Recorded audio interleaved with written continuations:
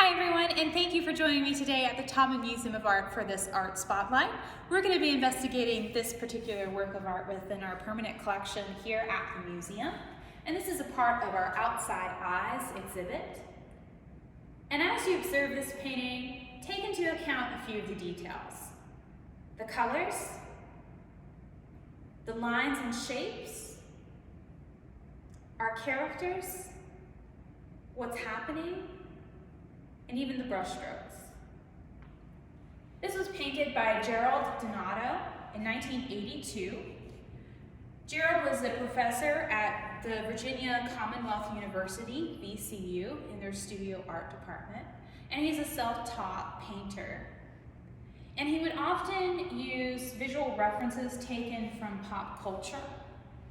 In this particular work, we see his appropriation of an early Disney precursor to Mickey Mouse known as Steamboat Willie, renamed Mr. Man by Donato. And then you can also see this mysterious feminine muse called Moonface. And these are characters that he would often employ in his artworks in these very whimsical ways, usually doing some mischievous things. A special part of the Outside Eyes exhibit is that we allow individuals from the community to come in and give their viewpoints on the artwork. In this particular case, David B. Morris, a writer of Eros and Illness, commented on this particular piece, and I say, quote, "John Cage's famous advice, get yourself out of whatever cage you find yourself in, playful enough to pun openly on his own name, suggests that art needs the cages that it nonetheless also needs to escape from.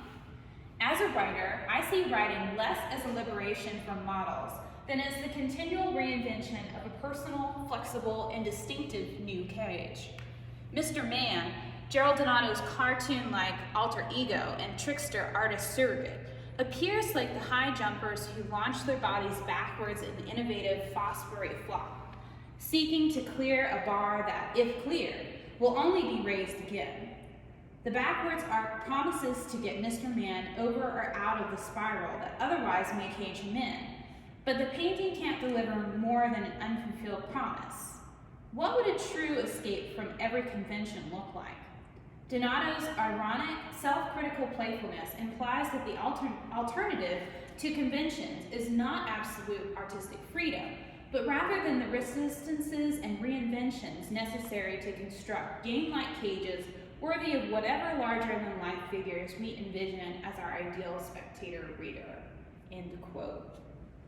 So this is a really fun piece within the permanent collection here at the museum, and it is currently untitled. And so what I would like for you at home to consider is, what would you title this piece? Comment with the title in the sections below. We'd love to see what you come up with. Thanks, have a great day.